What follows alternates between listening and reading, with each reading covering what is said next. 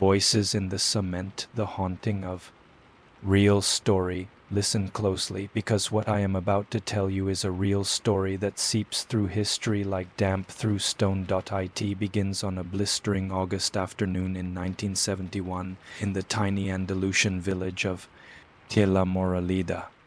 White cottages crouch in the olive-scented hills, their tiled roofs sagging with time. Inside one such cottage, 62-year-old Pereira ladles saffron stew into chipped earthenware bowls.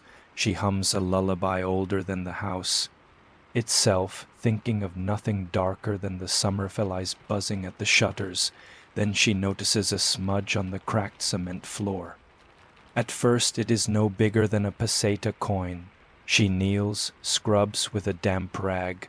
The stain resists. Lines branch out delicate, deliberate until eyes, a nose, and a slack mouth blossom from the concrete, staring up at her with a look of raw despair. As heart slams against her ribs, the rag falls from her hand. The kitchen seems suddenly too small to hold the horror blooming beneath her knees. She calls for her husband Juan and teenage son Miguel.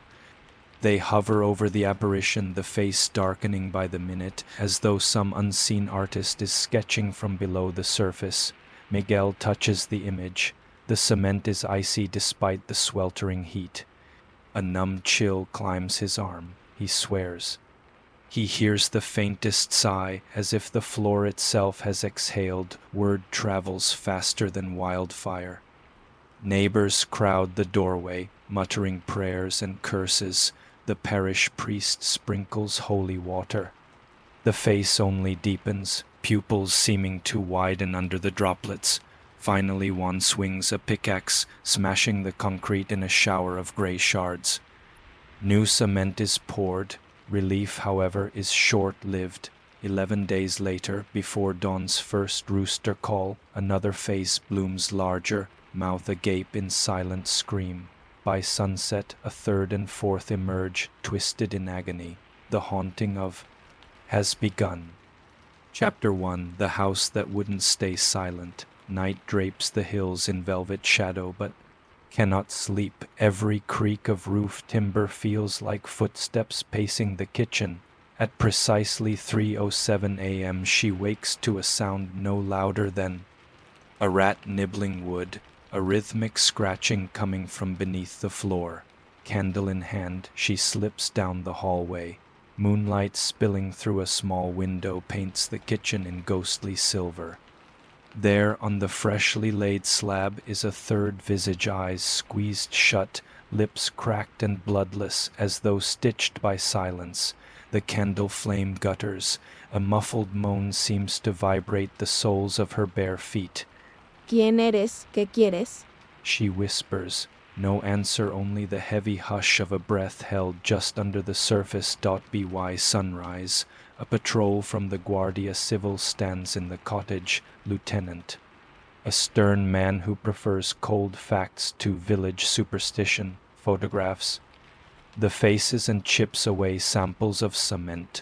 A chemist in Seville later confirms only lime, sand, and Portland cement, yet microscopic analysis reveals iron oxide spirals precisely tracing jawlines and eye sockets, as if the concrete has reorganized itself into flesh. Weeks drift by. Tourists swarm like curious bees, ramming the little kitchen with chatter, camera flashes, and the clink of donated coins. Psychics dangle pendulums.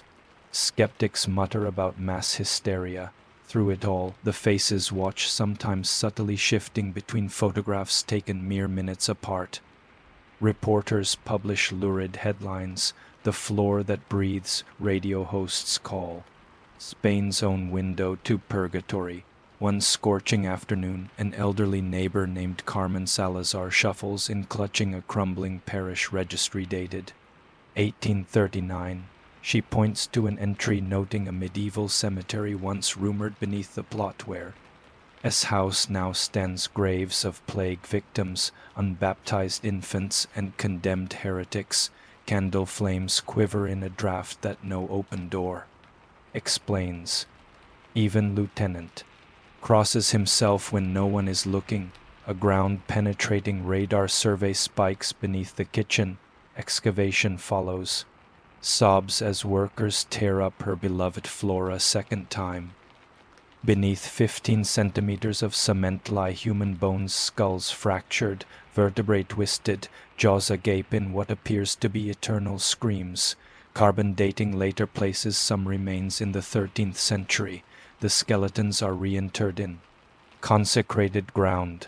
3 priests chant Latin blessings over a brand new concrete slab. For 7 blessed days, silence reigns. Dares to cook again. The aroma of garlic and paprika fills the house. Laughter returns, light and fragile as spun glass. But on the 8th night a restless wind slams every shutter. Plates rattle. The family dog howls at the kitchen threshold, fur bristling, pupils shrinking to pinpoints of terror. Miguel grabs a brass poker. Juan snatches the crucifix from above the bedroom door. Candlelight quivers as they step inside. The flickering glow reveals a crowd of distorted faces swirling beneath the polished surface, scores of grimacing visages overlapping like souls crushed together in a mass grave. Some rotate as though floating in water, others appear halfway submerged, only their broken jaws visible, biting at nothing. And at the slab's center a single face emerges clearer than the rest, eyes that follow. Wherever she moves, she drops the candle. Darkness gulps the room, yet she still feels the gaze drilling into her skull when dawn finally bleeds over. The Hills neighbors find the Pereira family huddled in the courtyard, shaking. Miguel's voice is a rasp. They were speaking, hundreds of voices, whispering names that aren't dead yet. Recordings made that morning capture faint murmurs. Below the threshold of normal hearing, slowed to half speed, the words become clear. Poor. 七月却 Nos despiertus? Why do you wake us? Spain's curiosity curdles to national dread. The Ministry of the Interior dispatches famed parapsychologist D. Argumosa with infrared cameras and magnetometers. He spends nights alone in the kitchen, under IR. The faces glow like embers, though the slab is cool to the touch, electromagnetic.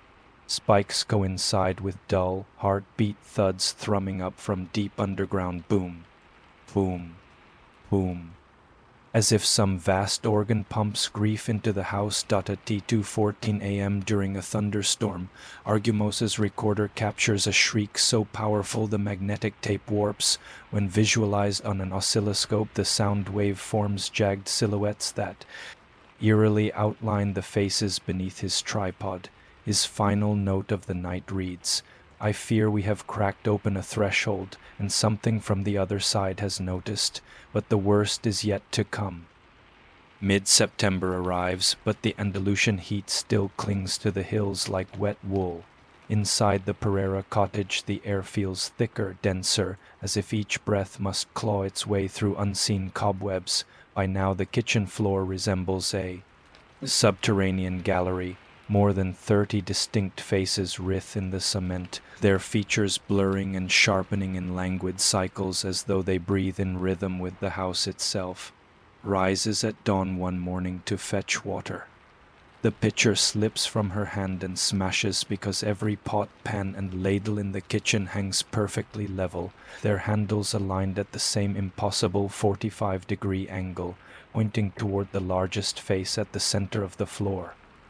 It is the one whose gaze follows her. Its pupils have deepened into slick black pits. She swears she can see her own reflection swirling inside them, distorted as if by rippling water. Miguel counts the suspended cookware, allowed 140 pieces, then watches in paralysis as each handle slowly rotates, ticking like the minute hand of a colossal hidden clock. When the final ladle clicks back into its ordinary resting place, a new voice drifts from the cement, a child's tremulous whisper. Tengo. Mother, I am cold. The words fade into a sigh, but the chill lingers like fog around. ankles that afternoon, Lieutenant. Returns with two national-level forensics experts, Dr. Elena Ruiz, a materials scientist, and Professor Domingo, a pioneer in acoustic tomography. They set up a labyrinth of fiber optic probes, laser vibrometers, and geophonies across the slab. While calibrating equipment, Ruiz notices the cement's surface tension fluctuates as if the floor briefly becomes semi-liquid, then solid again though. Room temperature never changes. At T2217 they begin an overnight recording session. The slab emits subaudible vibrations at 0.8 Hz, a frequency matching human heartbeats slowed to a crawl. Overlays the signal onto a time lapse of high-speed photographs. Wherever the vibration peaks, the corresponding face deepens. In contrast, as if pulsing with blackened blood, shortly after midnight, Ruiz drops a glass slide on the slab.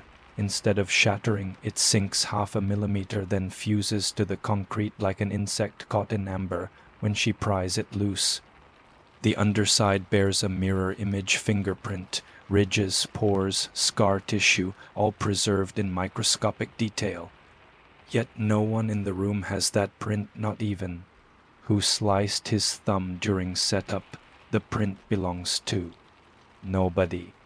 Usually stoic, mutters a prayer under his breath. At T302 the kitchen lights flicker, the data log shows an electromagnetic spike so large it overloads two sensors. Everyone feels it, a pressure in the inner ear, a momentary loss of balance, like standing on the deck of a rolling ship. In that frozen heartbeat a new face blossoms, inverted, hanging as if on the underside of transparent glass. Its eyes are hollow wells, and from its open mouth issues a collective exhale that slaps the dust from cupboard doors. Geophonies register a sudden roar deep below the cottage, 40 decibels louder than the storm raging outside, yet no one else in the village hears a thing. When the roar subsides, silence snaps back so violently. Feels his eardrums pop all at once, the sensors go dead. The only remaining light is a single candle that clutches, knuckles white as bone. Its flame doesn't sway even when a gust rattles the shutters. Then, without warning, the candle flame bends downward toward the floor as if drawn by an unseen gravity. A low hiss swirls around their ankles. Every face on the slab opens its mouth in unison. A draft spirals up, rust-coated and fetid, carrying the faint odor of earth and decay. Ruiz screams when she realizes the faces are breathing in, feeding on the candle's flame. She drops it. The wick snuffs out. The room collapses into black. Someone not Miguel whispers right behind. Essier. We remember how they buried us alive. Swings his flashlight, but the beam sputters and dies. The whisper scatters into 1,000 sighs, like sand poured across stone. Before dawn the investigators flee. Last act is to plant seismic nodes in the soil around the house. 2 days later he retrieves the data. Between 3 o'clock and 4 o'clock a.m. the earth directly beneath the cottage rose and sank in 30-second intervals, mimicking the diaphragm of a breathing giant. Total displacement 17 millimeters, no surrounding property moved at all. Newsweek's European Bureau picks up the story. Headlines scream House of 1,000 Faces. Reporters descend in waves. Overnight becomes a carnival of dread. Street vendors sell postcards of the faces. Tourists queue for hours to press ear to cement and swear they hear weeping.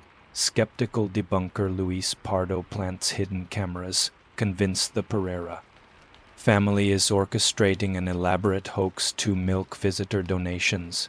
His footage, however, captures something else. At 1:11 a.m., with the kitchen sealed and empty, the lens records the main face turning its gaze to the camera.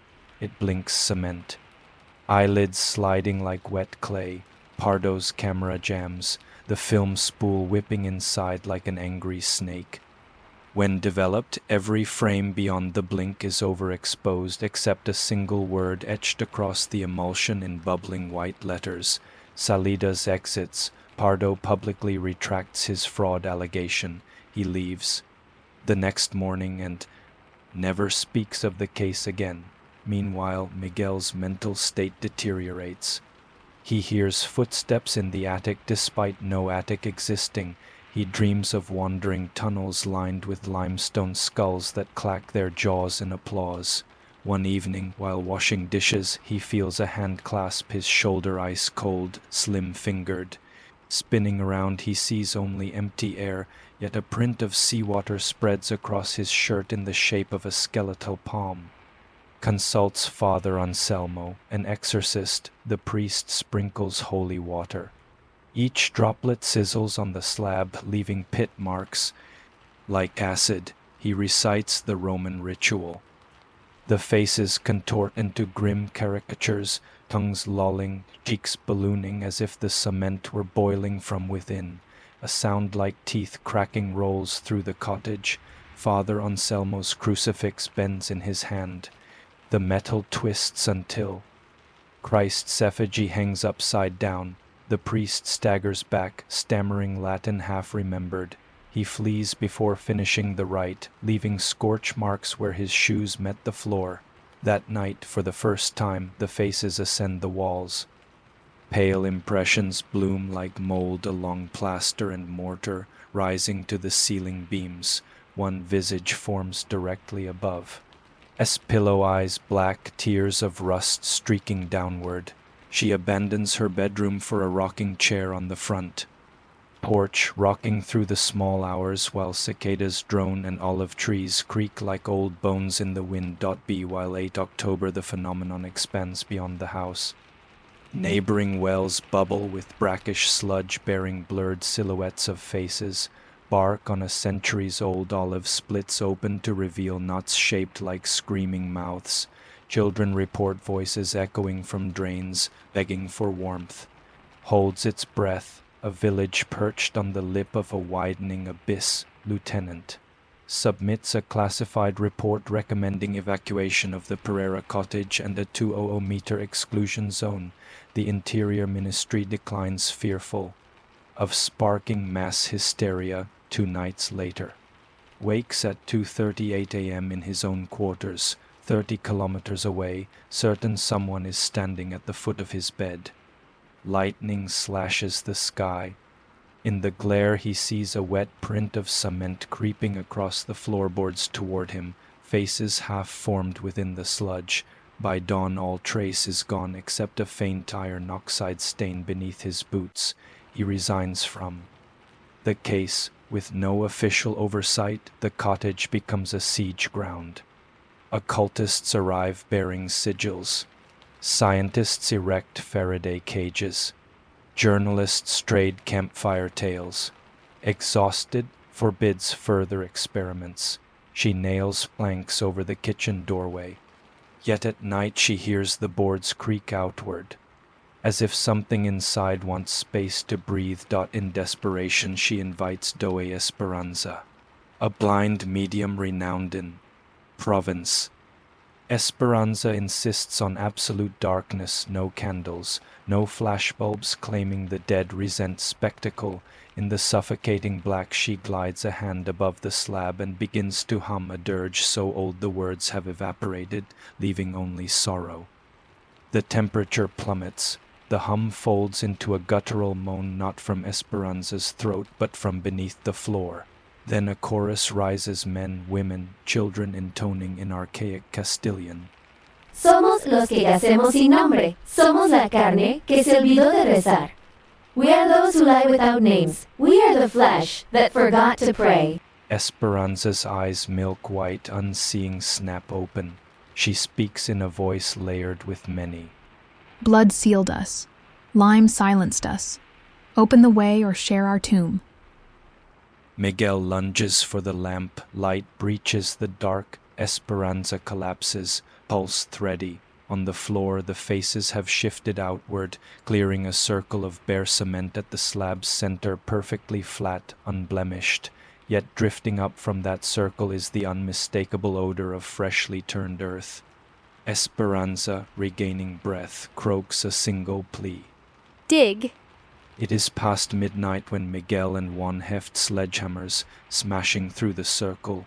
Chips fly, the house groans. Ruiz, summoned back in haste, measures the cavity, exactly 7 feet deep, 3 feet wide, the dimensions of a grave. A pocket of cold air drifts up. At the pit's bottom a glint catches Miguel's flashlight, a corroded iron mask, molded to a human visage frozen in agony, etched along its brow in Gothic script. Silencio. When Miguel lifts the mask, the faces on the walls shriek a cacophony of anguish funneling upward. The kitchen window fractures. Every dish in the cupboards explodes. In the chaos, the main face in the slab splits down the center like cracking granite, revealing a hollow void that drops into blackness deeper than any grave within that abyss. Something moves like the ripple of a massive cloak or the flecks of leathery wings unfurling after centuries of cramped darkness, and then the void breathes out. Chapter 3, The Bottomless Mouth. The kitchen yawns like a wounded animal, its center torn open by the fresh dug pit and the larger fissure that split the slab. Pale morning light filters through cracked panes, but it cannot soothe the blackness gaping beneath the house. That darkness is not merely absence of light. It is a presence dense as wet wool, humming faintly, inhaling the very warmth from anyone who dares draw near. Juan, eyes ablaze with equal parts terror and determination, anchors a rope to the stove and threads the line through a pulley wedged in a ceiling beam. "I'm going down," he mutters. Miguel protests, but Juan silences him with a stare hardened by decades of toil in the olive groves. If this chasm means doom for their family, Juan will face it first. He straps on a miner's lamp borrowed from a neighbor, grips the rope, and lowers himself inches at a time. Dust spirals upward in ghostly plumes. The lamp beam slices the dark, revealing rough earthen walls streaked with black veins that glisten like congealed blood. The pit widens as it descends, becoming less like a well and more like the throat of some titanic creature. 6 meters down, Juan's boots squelch into mud. No, not mud. The ground moves. Thousands of blind, pale insects writhe away from his footfalls. Their husks crackle like burning parchment. One fights the nausea and directs his light around. The cavity forms a crude chamber 3 meters across. In the far corner lies a pile of objects, rusted nails, charred thin bones, a child-sized shoe blackened with age, and a roll of parchment sealed by a glob of red wax, unbroken. Juan reaches for the scroll. The wax bears the impression of the same iron mask now sitting on the kitchen table above him. He pockets the parchment and tugs the rope. Miguel and 2 neighbors haul him up, arms straining, but the rope jerks halfway, caught on something. A second jerk. Fibers groan. From the shaft rises a wet scraping, as though claws worry the line. A final tug and Juan bursts back into the kitchen, panting, hands raw. Behind him, the rope's free end slithers upward, severed by something. Far below that remains unseen. Juan collapses, clutching the scroll. Miguel breaks the seal. Inside, brittle parchment covered in tightly scrawled Latin and archaic Castilian. The ink, though faded, still seeps rust-brown iron gall that once tasted like blood to the monk who wrote it. Father Anselmo, coaxed back by a concoction of courage and desperation, deciphers aloud, "In the year of our Lord 1231, we, the brothers of Santo Silencio, do bind here the tongues that offend heaven. Those who profane the grave shall find their own voices chained for all eternity. Silence is absolution, silence is prison, silence is mercy." Below the text, a list of 13 names, each followed by the same phrase, "Vivus sepultus, buried." Alive, 1 name is smeared, ink clawed across the page, unreadable. "Trembles, buried alive."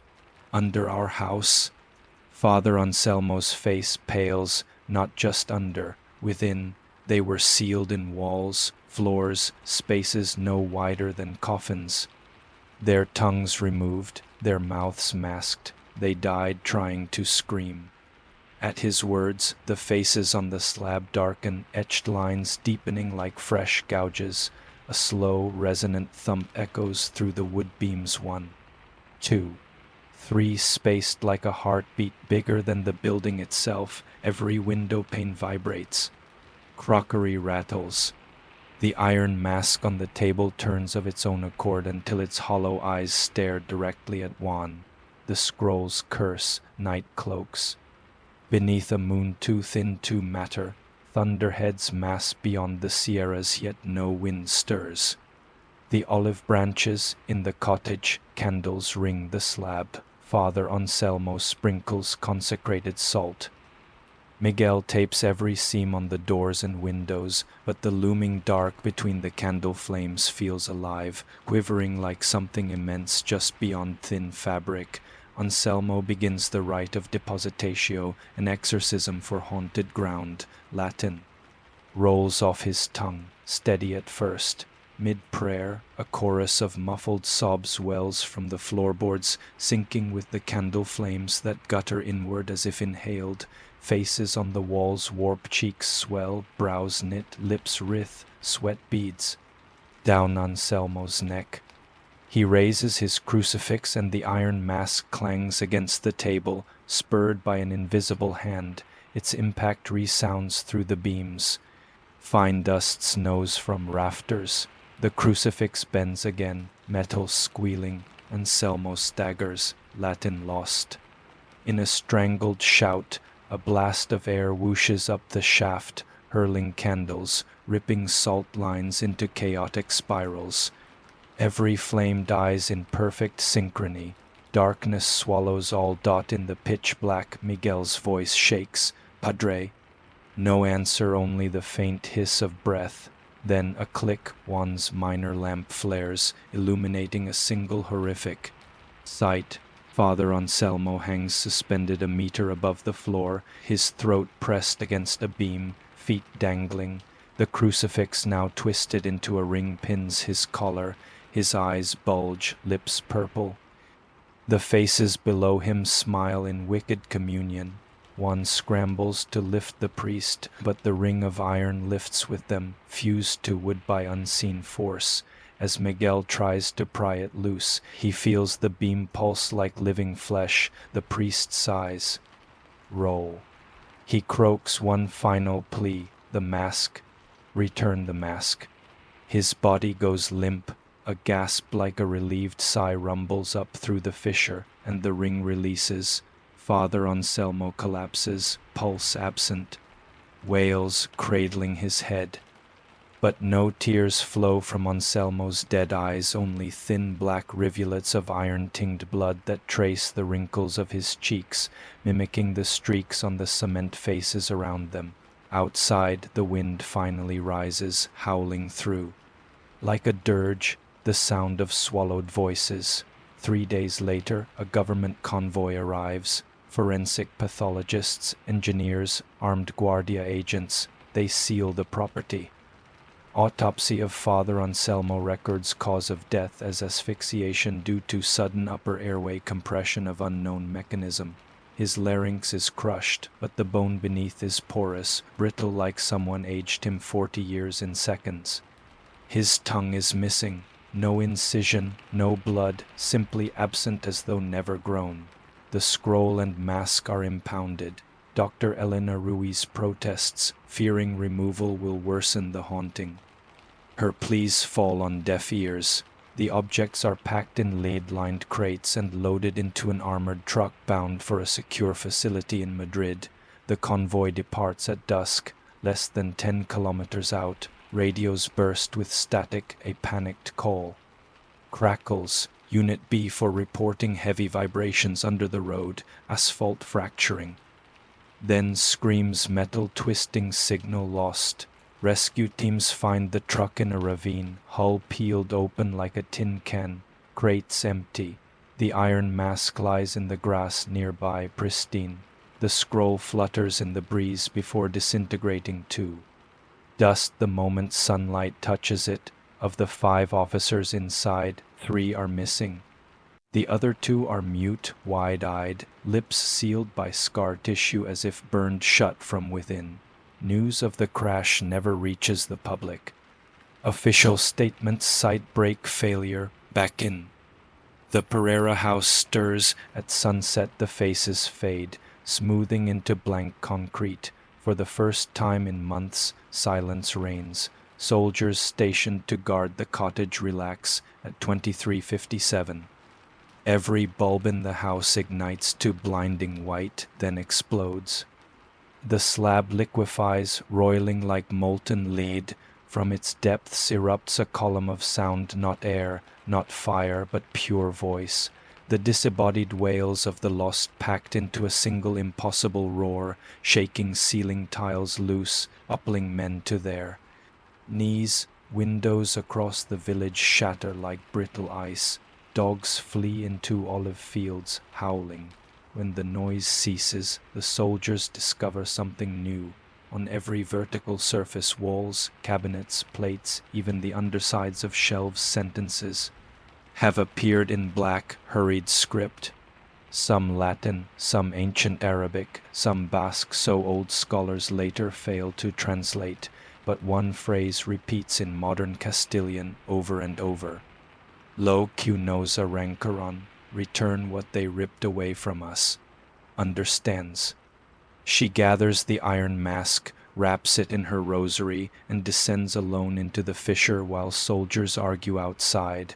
The shaft is colder now, lined with glistening quartz that traps her lamplight in eerie halos.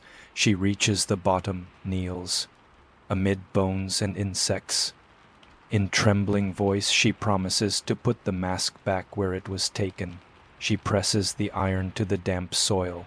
The ground quivers, pulling it down as if swallowing a sacred offering. The fissure narrows. Above, the roar of voices subsides too. A lingering sigh, a single clear word drifts up in a voice like rustling leaves. Grotches. Climbs out. The faces on the slab, once contorted, now bear expressions of frail serenity. One by one they fade, dissolving into plain gray cement, breathing walls. Weeks pass, engineers pour fresh concrete. Priests bless the premises, tourists dwindle, yet on moonless nights. Sometimes wakes to faint breathing, not hostile, not pained, simply present. When dawn arrives, tiny impressions linger on the floor. Not faces, but fingerprints, pressed as if testing the boundary between worlds. Miguel keeps a vigil candle near the fissure's scar. Its flame curves gently inward, drawn by some hidden current. He smiles, oddly comforted. They're still here. But they're resting, he whispers. Nods, tears shining. But peace is fragile. In late November, a child chasing. A soccer ball kicks it against the Pereira wall. The plaster cracks hairline at first, then widening. Through the fissure seeps a thin trickle of dark fluid smelling of earth and iron. The boy screams, claiming he heard a chorus exhale, silencio, and deep beneath, something vast stirs, dreaming of breath and memory and the endless silence that lies between.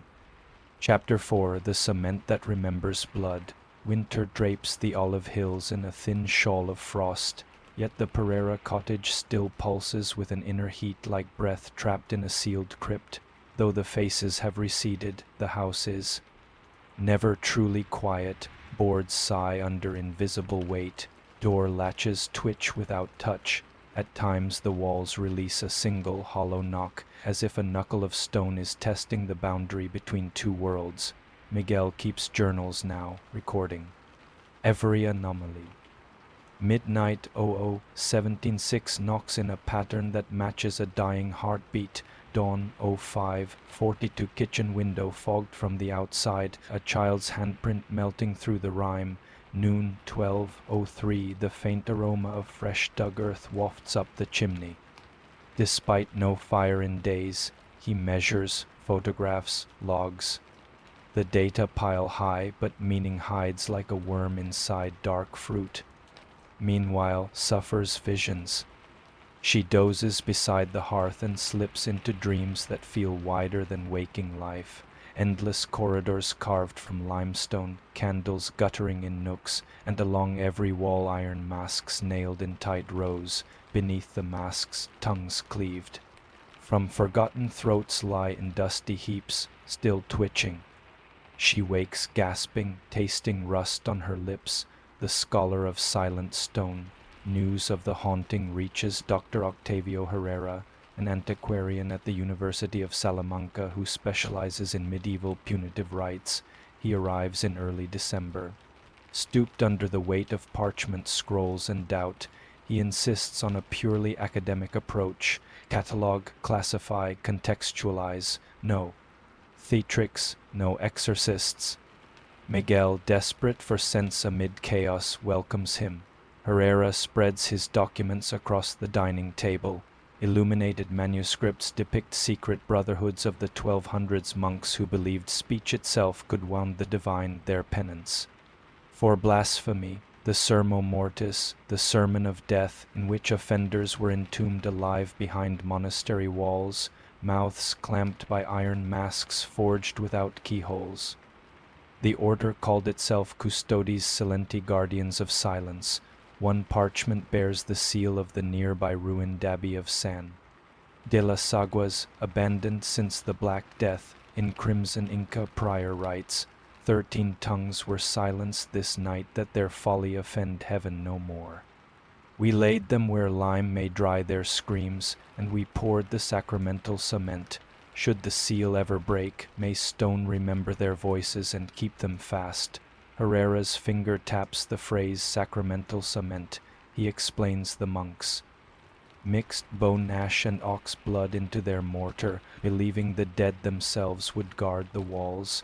If the Pereira house sits on stone quarried from that abbey or reuses its mortar, then every grain of concrete might carry an echo of the condemned Miguel.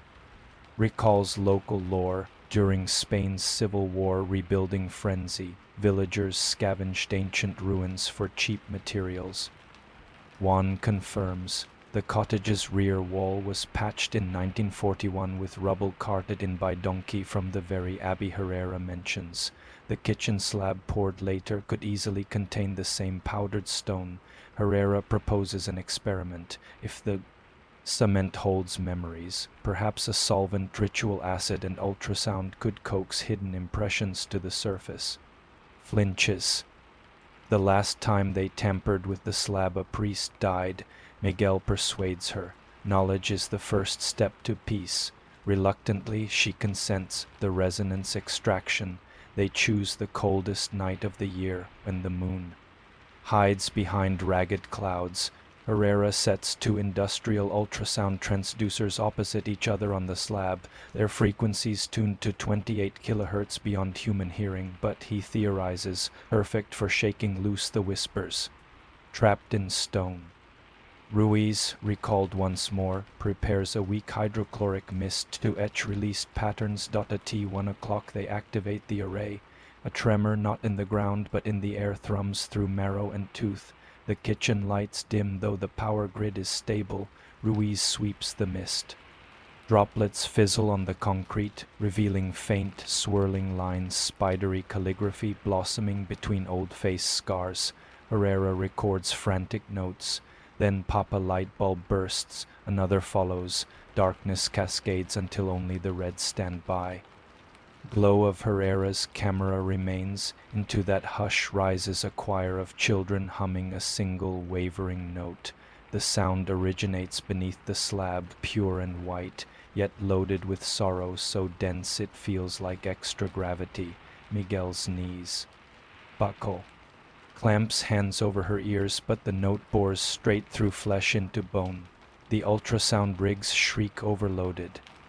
One speaker cracks, sparking. Ruiz lunges to shut them down, but her foot snags an extension cord.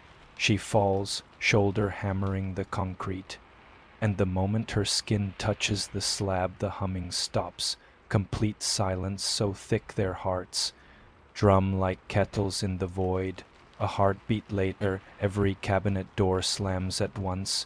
From the fissure belches a wind reeking of crypt dust.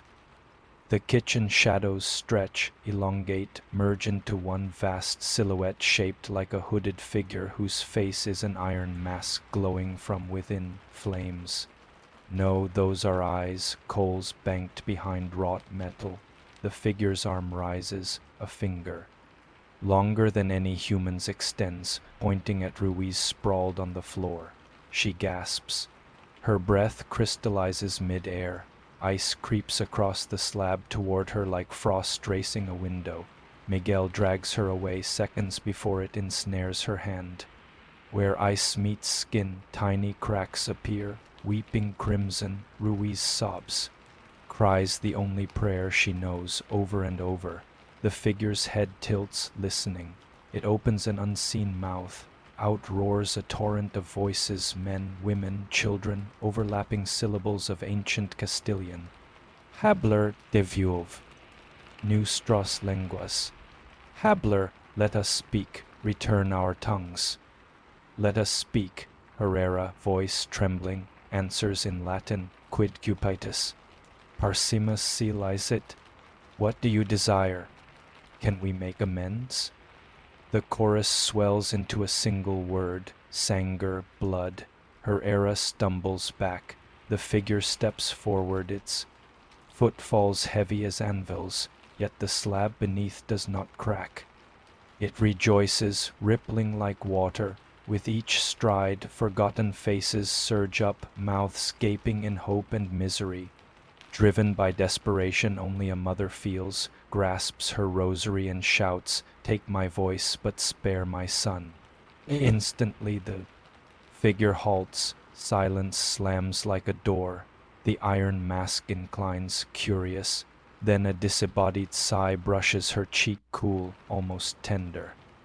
The hooded silhouette dissolves into drifting motes of black dust, faces fade. The wind dies. Miguel helps Ruiz to a chair.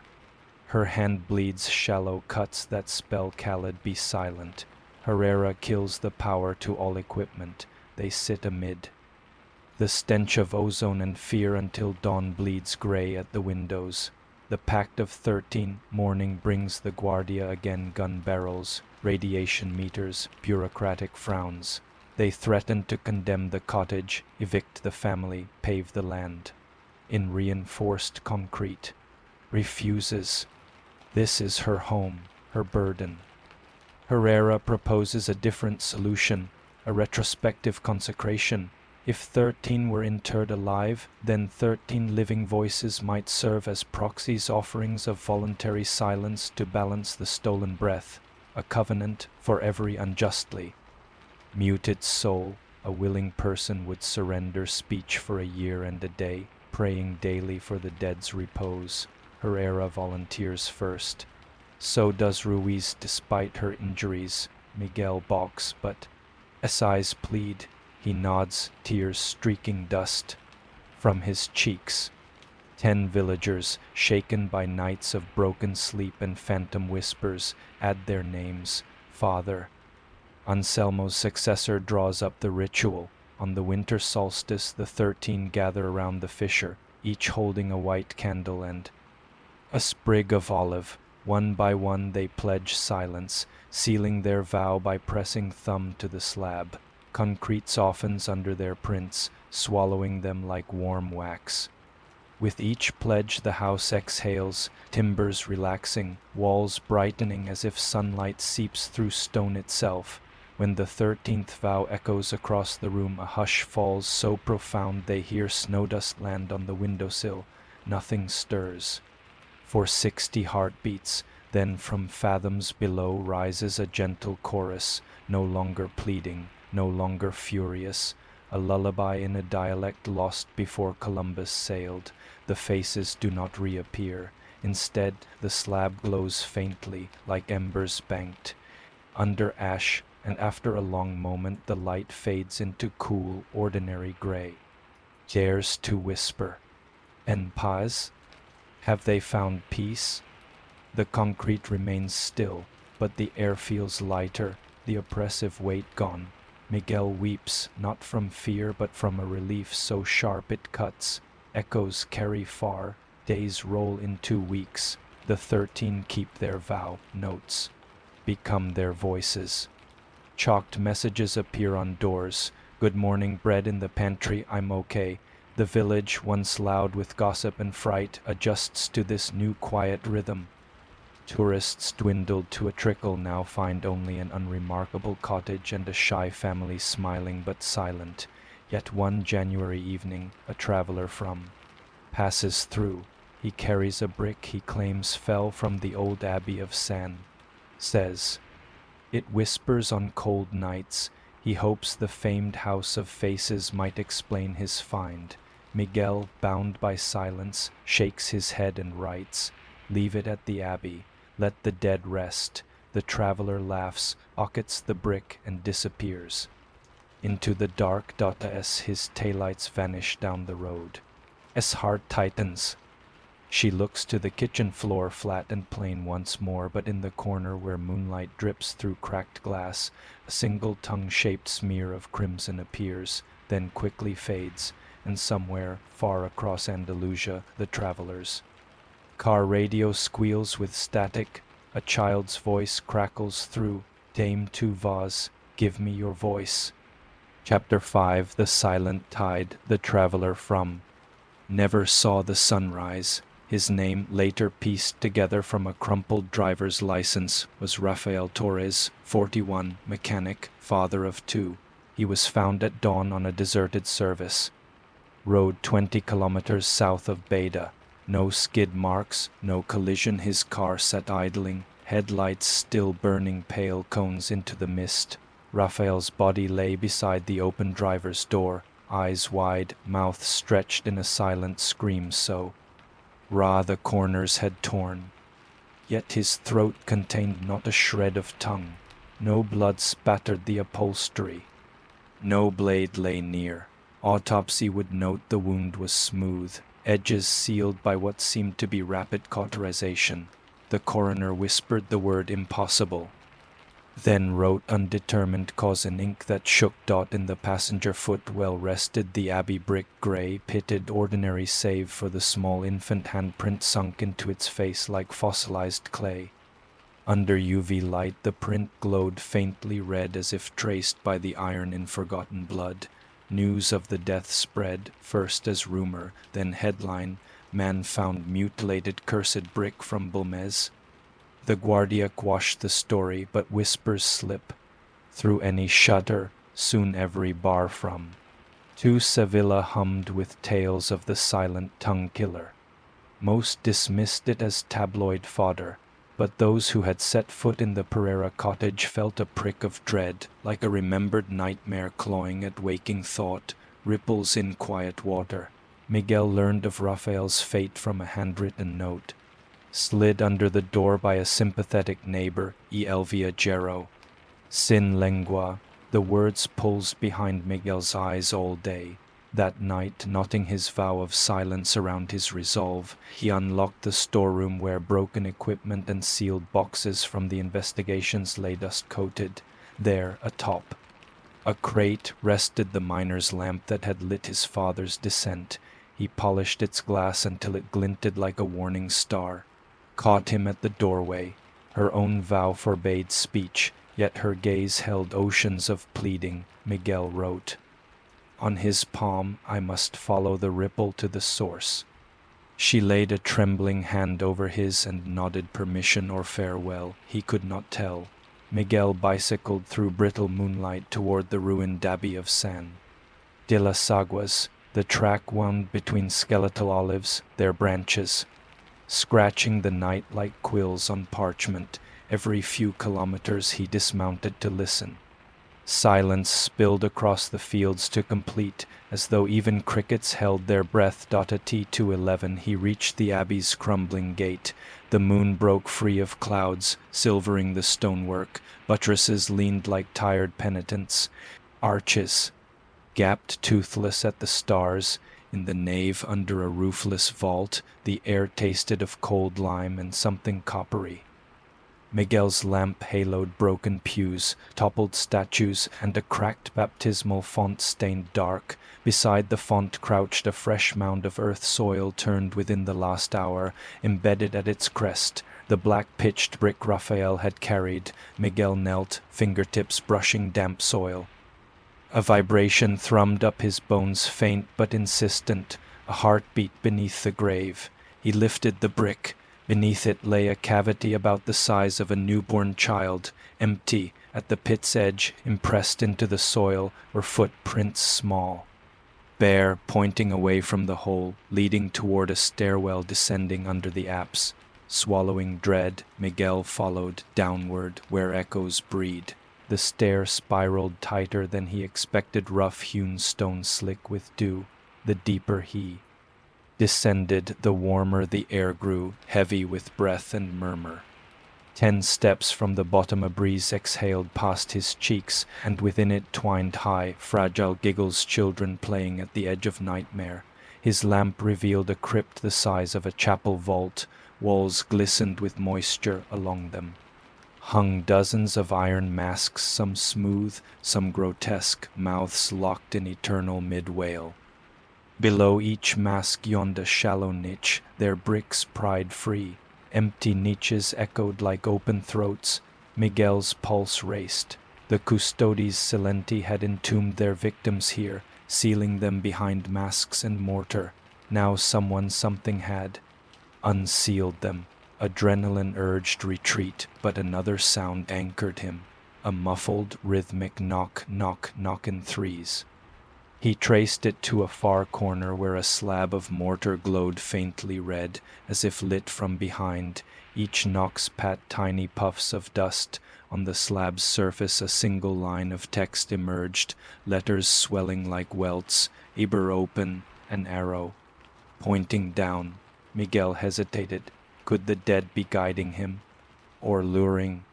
He pressed a hand to the slab, warm, feverish. The mortar softened, fingers sinking without pain. He dug, peeling chunks away until the cavity yawned. A gust spilled out, warm as human breath, smelling of lavender and rot. His lamp revealed a cramped cell barely a meter deep. In the back, a bundle wrapped in decomposed linen twitched. He recoiled. The bundle moved again, a jerking, infantile flex. Miguel steeled himself and peeled linen aside. Within lay a tongue, vivid and wet as if cleaved moments ago. Yet the muscle was stone, veins traced in iron oxide, glistening under lamplight. It pulsed gently, bleeding nothing, whispering without voice. Miguel understood. The monks had not. Only silenced the living. They had entombed their words, manifest tongues of stone bound to each victim. Someone, perhaps Raphael, perhaps a darker hand guiding him, had broken the seals, giving those mute voices license to wander. The stone tongue jerked again, flipping toward Miguel's boot.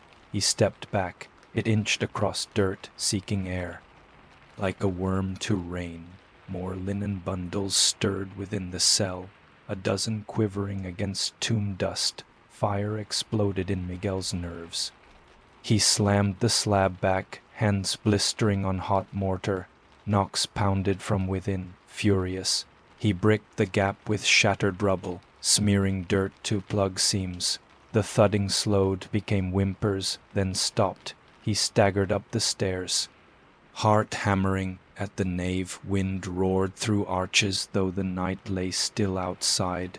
Masks on the walls vibrated, singing a dirge of clinking iron. One by one they detached, smashing stone in showers of rust. Voices 100, 1,000 rose. From every corridor. Viov. Vaz. Miguel fled into olive groves. Behind him the abbey glowed red at its core, as if a furnace roared where altars once stood. 12 vows fray.by sunrise, Miguel reached. Clothes torn, eyes wild, he burst through the cottage door, shattering his vow, there loose. The single word tasted of rust and guilt. Escasp mirrored his own horror. The 12 remaining volunteers, gathering for morning prayer, froze. A tremor rippled across the slab, subtle yet accusing. Their pact hinged on 13 silent voices. Now one strand had snapped. Dr. Herrera, who had slept on a cot nearby, rose pale as ash. "The balance is broken," he whispered. "We need." A new 13th, his gaze slid to Father. But the young priest shook his head, voice cracking. "My parish needs me speaking." Ruiz, hand bandaged, offered silence once more, but Herrera argued the vow required an unbroken year. And a day her earlier pledge still binding. Miguel stepped forward. "I'll redo the vow," he rasped. Clutched his arm. Herrera sighed. "A broken vow cannot be resealed by the same tongue," he said, then flinched as if someone had slapped him, eyes darting to the slab, where cracks spider-webbed. Toward his feet, outside, a distant boom rolled over hills. The abbey's bell tower, untouched for centuries, crumpled in a column of dust that spiraled skyward like a silent scream. Stone tongues were on the move, seeking warm mouths to replace. What was stolen? The gathering storm, sirens wailed as military convoys barreled toward the ruins, but before soldiers could cordon the site, villagers reported apparitions, pale figures wandering roads, their faces hidden by iron visors, their hands offering. Slick red objects that pulsed like hearts. Those who approached fell wordless, clutching throats as if choking on unseen vines. By afternoon, the local hospital overflowed with mute patients bleeding from torn lingual veins, yet surgeons extracted. No physical tongues. The tissue had vanished, replaced by fine dust that smelled of old stone. Panic throttled the province. The Ministry of the Interior prepared a quarantine. Meanwhile, scientists whispered of an airborne pathogen. Priests clasped rosaries until fingers bled. Within hours, silence spread in concentric rings from the abbey, a quiet zone where birds no longer sang and dogs cringed, jaws clenched by phantom nails. At the center of the maelstrom, the Pereira family house seemed paradoxically calm storms. Yet deep in its foundations, the fissure throbbed like a second heart. Faces did not re-emerge, but the concrete turned translucent, revealing shadows writhing beneath like swimmers trapped under ice. Each hour, a single word surfaced in ripples of light, hovering, then fading. Sanger, Voces, Trees, 13. The number chained to balance, the number now broken. Her era, weighed by guilt and dread, formulated a desperate plan. If the stone tongues sought living mouths, perhaps offering them a conduit, a chorus could pacify their rage. He proposed a ceremony atop the fissure. 13 new volunteers would stand, mouths open, allowing the spirits to speak through them rather than instead of them. A living choir for the dead. No mutilation, no theft, only borrowed breath. Volunteered first. Herrera tried to forbid it, but she wrote in firm strokes, "I have lived with their suffering. Let me give them song." The others followed, teachers, farmers, even father. His earlier refusal burning shame in his cheeks. By dusk, 13 stood ready, torches casting long silhouettes. The village gathered outside, some praying. Others clutching pitchforks, poised between fear and faith. In the hush before ceremony, Miguel squeezed his mother's hand. "If you feel pain, pull away," he whispered. She smiled a brave, brittle curve and shook her head. Herrera began. The rite, Latin melding with old Andalusian canticles. The fissure brightened, throbbing amber. A breeze rose, swirling dust into spirals that glittered like embers. Each volunteer inhaled and gasped as cold vapor streamed from the crack into their mouths, eyes rolling white. They began to speak. In one braided voice, deep, ancient, echoing, "We are the words buried under stone. We are the breath nailed behind iron. We are the children of silence seeking dawn." Their harmony shook rafters. Villagers fell to knees, tears carving tracks. In grime, The voice continued, "Give us witness, give us memory, then we shall rest beneath quiet soil." Herrera cried, "We witness, we remember, speak your names." The choir's mouths opened wider than flesh should allow. Sound spiraled outward, shaping 13 names lost to every archive, names now etched on living hearts as the final. Name resounded, the floor's glow dimmed, vapor retreated like tide. The volunteers sagged, lungs wheezing but intact. No blood, no missing tongues. A collective breath shuddered through the cottage, then a crack boomed overhead roof beams. Splintering, dust trained. The fissure yawned wider, revealing a maw of swirling red light. From its depths rose a deafening roar, not of anger, but yearning. The stone tongues below rejected witness. They wanted home, the warm caverns of living mouths, the soft cradle of flesh, the taste of blood. The cottage floor convulsed. Volunteers were hurled back. A pillar of crimson vapor burst forth, carrying a tornado of iron masks and shattered brick. The vortex punched through the roof, spiraling into the storm-churned clouds above. Where it touched sky, lightning forked. Outward, silent but blinding. The quiet zone widened, swallowing village bells, sirens, the very wind Miguel dragged. From collapsing rafters, behind them the pillar climbed, expanding, a silent tornado of voices tearing at the seams of night, and within that scarlet funnel raced thousands of stone tongues, swirling faster, faster, until the world tilted. Sound rushed back in a single colossal clap, thunder, screams, shattering glass, all crushed into one instant of sensory overload. Then, nothing. A hush deeper than any before. When dust settled, the cottage floor was gone, replaced by a circular pit lined with fused glass, smooth as mirror. At its center lay a scatter of stone tongues, no longer pulsing gray, inert, lifeless, but the silence was natural. Birds resumed their tentative songs, dogs barked from distant farms, villagers wept in relief as voices returned. In hospital wards kilometers away, mute patients scoffed and gasped, their vocal cords raw but functional. The storm had passed, or so they prayed. At twilight, Miguel noticed one anomaly. Of the countless iron masks, one remained embedded in a kitchen wall beam, its eyes dark, expression unreadable. When he pressed an ear to it, he heard a faint, rhythmic sound like a newborn drawing first breaths. Chapter 6: The Mask That Learned to Breathe. Night settles over. Like fine ash, drifting into every cracked tile and splintered beam of the Pereira cottage, the village exudes cautious relief. Voices have returned, the air is warm with human chatter once more. Yet inside the shattered kitchen, Miguel studies the last iron mask embedded in the wall beam. By lamplight its surface appears almost oily, swallowing reflections. Pressing a fingertip to the cold metal, he feels a subtle draw, an inward tugging rhythm, slow and steady as if the mask inhales. Urges him to rest, but sleep evades them both.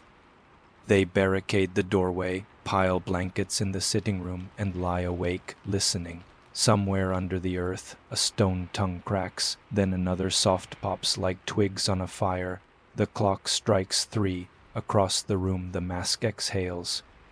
A faint hiss that smells of damp limestone. Miguel shivers.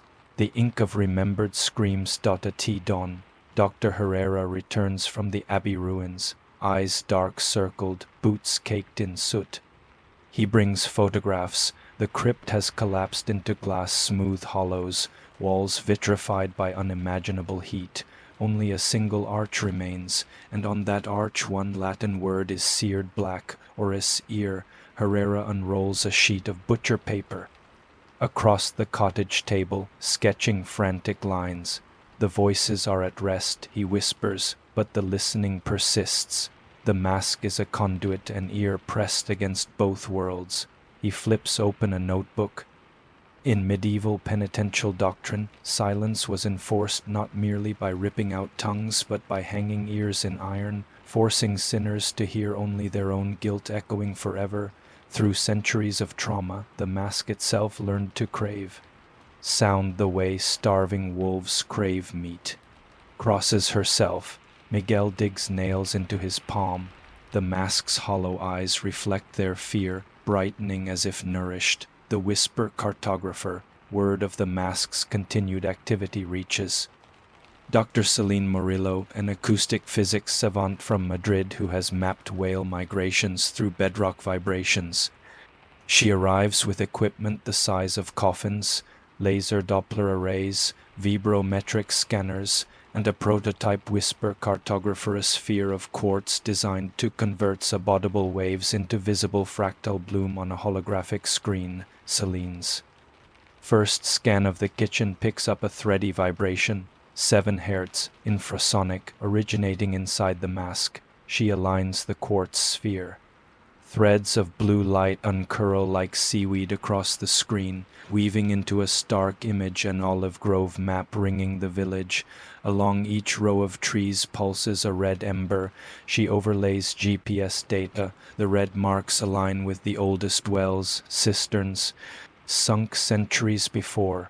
Herrera mutters, ears in the earth, straining for water. Water amplifies sound. Miguel takes the map to the window. In morning haze the groves stand silent, but through Celine's head set a low susurrus ripples, like thousands whispering through cracked stone. They down tools and rush to the nearest marked well behind the farmhouse, peeking over the mossy rim. Miguel hears, weeping, soft, feminine, carrying an echo that flutters wet against the stones. He drops a microphone. The waveform on Celine's tablet blossoms into jagged peaks labeled guilt, regret, hunger by her intuitive software. Herrera murmurs a prayer. In for other wells they hear variant murmurs. One pleads in medieval Basque, one babbles Latin liturgy backward, one clicks like stone beetles marching in sync.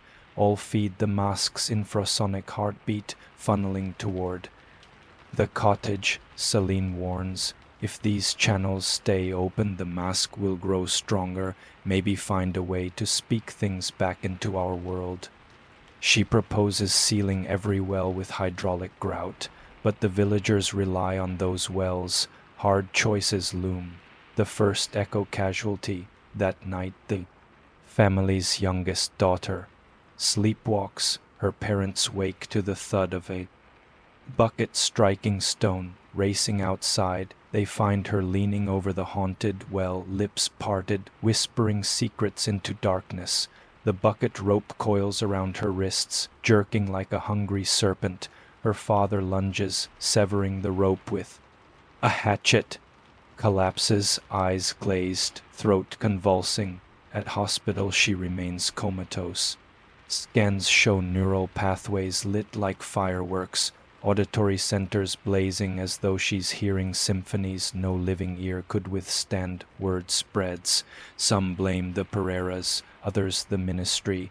Fear curdles into anger. One evening torches dot the lane toward the cottage, an impromptu mob demanding the mask be destroyed.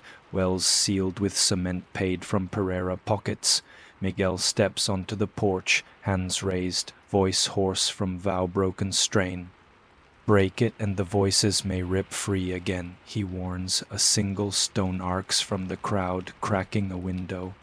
Pulls her son inside, bolts the door. The mob disperses without bloodshed, but tension knots the streets like tripwire. What the mask shows, Celine plots infrasonic amplitude over time. Power rises logarithmically. In 48 hours, she predicts, the mask will peak at resonance, perhaps unlocking a new breach. Herrera recalls cathedral acoustics. Every material has a shatter frequency if they can hit the mask with its own. Note the perfect anti-voice, they might deafen it, render it deaf to the world beneath. They rig Celine's largest Doppler horn, calibrate frequency sweeps. midnight they stand in the kitchen, Miguel. Celine Herrera, Ruiz hand-healed but spirit-scarred and brace as Celine ramps the horn toward 343 Hz, 512 Hz, higher, searching. At 1024 Hz the mask shudders, dust raining from rafters.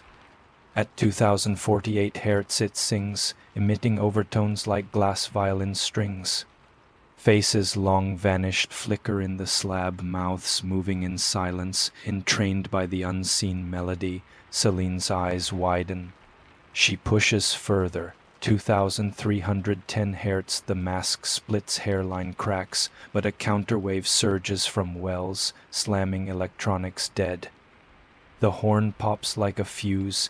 In sudden darkness, red lightning arcs along the crack network on the floor, converging at the fissure's glassy rim. An image rises from that mirrored pit, not faces this time, but a child sculpted of ash and light, floating to waist height. Its mouth is absent smooth skin, but its ear holes gape huge and dark, spiraling inward like infinite snail shells. The child tilts its head, listening to hearts thumping in the room. When whispers prayer, it swivels, tracking the vibration of her voice, though it has no eyes. Miguel's courage calcifies. He grasps the silent child shape, expecting cold. Instead, his hands plunge into warm sand that slips through fingers. The figure melts, cascading into the fissure, carried away on a sigh that rattles every pane in the house. When the echo fades, the mask's cracks seal, smoothed by unseen hands. Its breathing slows. Celine, trembling, checks sensors. Resonance dropped to baseline. The well's whispers remain but weakened, plagued by static stutters. A reprieve but not victory. One more chamber left. Herrera admits a chilling possibility. The stone tongues and iron ears were only part of the custodes machinery. Medieval texts hint at a third component, the oculus tocitum, the silent eye, said to watch penitents in their tombs, feeding on their terror. He feared it lost to time. Now he suspects it sleeps somewhere still, perhaps deeper beneath the village, maybe far away, waiting. That night he pores over cadastral maps, aligning abbey tunnels, old mine shafts, seismic readings. A pattern emerges, spirals within spirals, all pointing toward an abandoned silver vein under the Sierras, 10 kilometers east. Celine confirms. Her whisper cartographer detects a faint optical anomaly, low-frequency photonic pulses from that direction. The eye is waking. Miguel tightens bootlaces. Then we go before it opens. Ruiz readies climbing gear. Packs rosaries, water, bread. Celine calibrates portable sensors. Herrera copies his notes, leaving one set in the cottage should they not return. As dawn bruises the horizon, they step into mist, following a forgotten goat path up stony ravines. Behind them the iron mask glints in first light, surface rippling with secret breath, and from the wells, faint but rising, comes a new chorus, not words, not moans, but laughter, hollow and eager, as if the earth itself anticipates the next act. Chapter 7. Into the Silent Eye. They leave the shelter of olive groves just after dawn, 5 silhouettes etched against a sky the color of bruised porcelain. Miguel, Dr. Herrera, Dr. Celine Murillo, and Elena Ruiz. The air tastes of static, as if a thunderstorm waits behind every hill. No one speaks, not to conserve strength, but because sound itself feels fragile, like thin ice across a deep pond. Each footfall, each rattle of climbing gear, booms in their chests far louder than it should, then dies so abruptly it seems swallowed by something vast and hollow beneath the ground. They follow a goat track that threads upward through razor-edged limestone. Herrera's map marks a black cross on the ridge. The Mina de la Penitencia, a 17th-century silver vein shuttered after accidents that mine records chalk up to devilry and drowned lanterns. For 3 hours they climb switchbacks, the valley shrinking behind them until is a toy village in a basin of olive drab. The deeper they press into the mountains, the more the wind recedes, as though nature itself refuses to whistle here. At 11:17 they crest the ridge and see the entrance. It is not the weather-worn wooden framing Herrera expected, but a perfectly circular mouth bored straight into the rock, rim glass smooth and blackened as if melted by a giant blowtorch. From that dark tube issues a cool draft, rhythmic breathing in long, patient intervals. Celine's sensor array lights up, infrasonic pulses at exactly 13 cycles per minute, the cadence of a resting human heart. Miguel straps on his father's miner's lamp. Ruiz primes a coil of neon orange guideline. One last glance among them, and they step inside the mountain, descent through the windless vein. The tunnel slopes downward at a steady 8-degree grade, walls slick, nacreous. Ruiz anchors the guideline to an outcrop every 10 meters. Its fluorescent weave close in Miguel's lamp like the backbone of some luminous serpent. At 50 meters, Celine notes a drop in barometric pressure inconsistent with the descent. It's drawing air in from nowhere, she whispers, the words eaten by the darkness. They press on. 90 meters, 130. The floor changes rough. Stone gives way to a patina of fused glass, rippled like water trapped mid-wave. Miguel kneels. The surface is warm. Herrera remembers medieval accounts. The oculus tocitum burns its image into stone the moment it awakens. They are on holy unholy ground. Ahead, a dull glow pulses like a muffled lighthouse. The tunnel widens into a domed chamber the size of a cathedral's apse. Millions of hair-thin fissures vein the walls, each glowing amber with heartbeat rhythm. In the center, half embedded in the polished floor, glistens a gigantic lidless eye 3 meters across, iris of obsidian shards, sclera a molten swirl of rust and bone white. It tracks them before they move, as though it already knows their coordinates. Miguel's breath catches. The eye's surface is not glass, not flesh, but cement, the same haunted compound that once birthed faces in his kitchen. Here it is alive. Pores dilate, filaments writhe like optic nerves groping for stimulus. Every exhale from the eye smells of lime, iron, and fresh rot. A tremor rolls through the chamber. Celine's earpiece squeals. Her readout shows pressure waves forming concentric spirals, whispers collapsed into ultrasound. It's listening for us, she mouths. The eye pulses brighter. A lattice of symbols bubbles across its sclera Latin. Arabic, Basque runes, then arranges into modern Spanish. Vustras voces vuestro pecado. Your voices, your sin. A secondary line unfurls beneath. Cinco lenguas saturan el silencio. 5 tongues saturate the silence. Ruiz realizes with horror.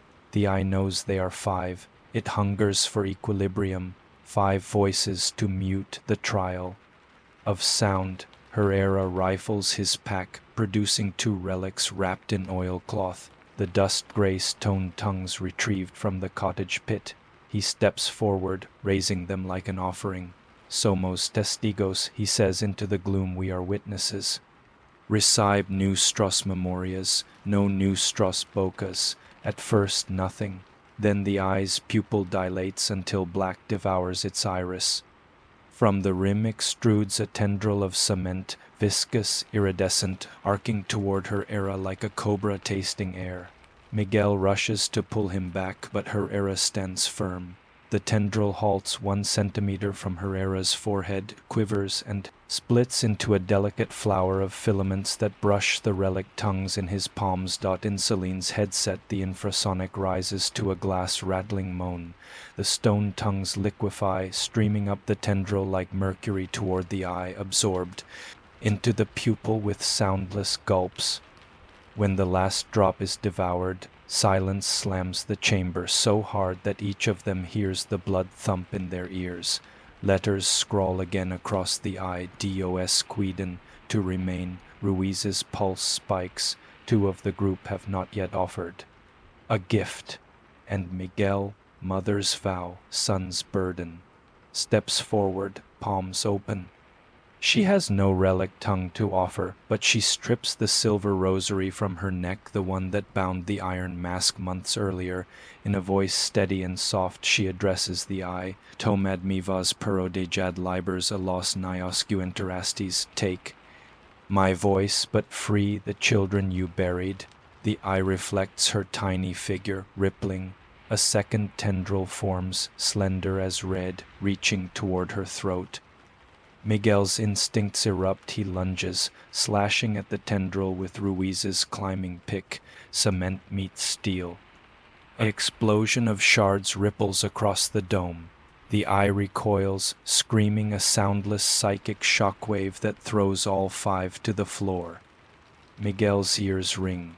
Celine vomits. Herrera's glasses shatter on the chamber wall. A new sentence scorches amber. Sangue defecto. Blood flaw. Ruiz scrambles to her bag, retrieving a thermite charge originally packed to seal tunnels if needed. She slaps it against the eye's base, yanks the magnesium igniter. A white sun births in her fist. She hurls it, the charge sticks. Molten sparks cascade over the sclera. For a breathless second, nothing happens. Then the cement ice swells, outer layers blistering. Cracks radiate from the thermite core like lightning under ice. Steam howls from the fissure's superheated lime water, jetting across the dome. The eye thrashes, the entire mountain groaning. Run. Celine cries, grabbing. Herrera staggers behind, blood stippling his brow. The group sprints toward the corridor. Behind them, the eye ruptures with a deafening boom. A geyser of molten cement and bone ash filling the chamber in blinding light, racing the collapse. The tunnel convulses, shedding plates of molten glass. Miguel slaps his lamp off, knowing it. We'll blind him in the smoke. They follow the neon rope by feel, coughing, eyes streaming. A shockwave buckles the floor. Ruiz goes down, ankle twisted. Miguel and Herrera hoist her between them. Drops the rosary. It glows red, absorbing heat, but she drags herself onward. Celine's sensor pack chirps wildly before frying. She shouts over the roar, cave-in chain reaction. 2 minutes max. Words fragment under rock thunder. Ahead, daylight slants into the tunnel, saving grace. They burst from the mouth as the world behind them implodes, spewing dust and shards. Sky high, a mushroom plume unfurls, then collapses with an earthquake crack that ripples across the ridge and down into the valley. Birds erupt from olive trees in black clouds. Rattles crockery on 1,000 shelves when silence returns. The mine entrance is sealed by a skewed wall of slagged stone, glowing cherry in fissures. The mountain exhales one final gust, then subsides into grudging sleep, echoes in the valley. For long minutes the five sit amid shattered shale, coughing, bleeding, but alive. Herrera wipes dust from his journal. Pages singed but legible, he mutters. Half-dazed, if that was truly the eye. It can no longer see. Celine, voice hoarse, corrects. It can't see us, but echoes travel. She points to the horizon. The dust column over the ridge funnels into the sky, forming a halo that drifts toward the valley on invisible currents. T the cottage. Villagers watch the ring of dust settle over rooftops like gray snow. The iron mask on the kitchen beam quivers. Once, twice, then falls clanging onto the slab, cracked clean down the middle. From the fracture issues a faint sigh, infant soft, then silence. In far-off wells, whispers sputter to stillness. Stirs in her hospital bed, a first word. Forming on cracked lips. Her tongue, once thought vanished, lies whole and living in her mouth for the first time since August 1971. Is entirely silent because it wishes to be, not because silence is enforced. but the earth remembers that night as ambulances whisk the wounded too. Miguel returns to the cottage alone. The broken mask lies cold. He sets it on the table, studying the jagged halves. On the interior surface, hidden until the crack, is carved a single line of Latin, non locutor qui non audivit. He who has not listened shall not speak. Miguel traces the inscription, realization dawning.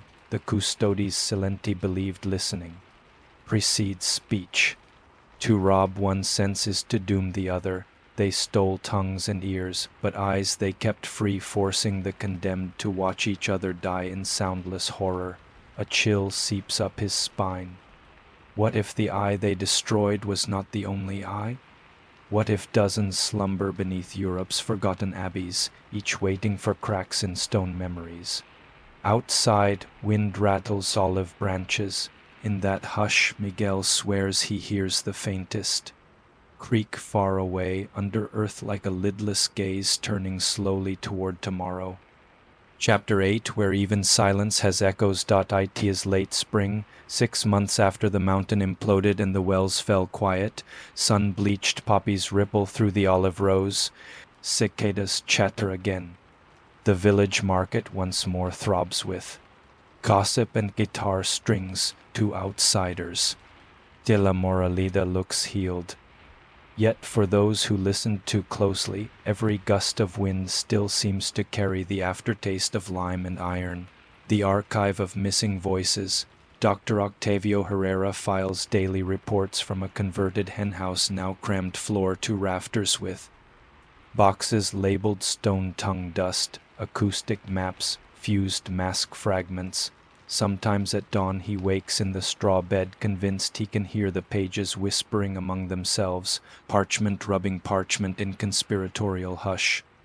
When he flings the door wide, the mutter dies, leaving only the sleepy crow of a rooster. Across the lane, Dr. Celine Morillo rebuilds her whisper cartographer, soldering scorched circuit boards beneath a canvas awning. She calibrates its quartz. Core on every tremor, every thunderclap. Most nights the screen stays dark. But on the new moon her detectors flutter with static and birth, a dim spiral, an echo that shrugs once, then fades.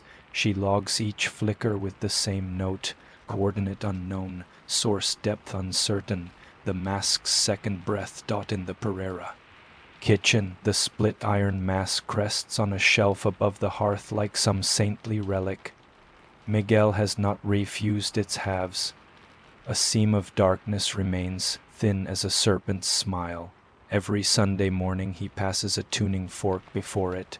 When the fork hums a 440, the mask is silent.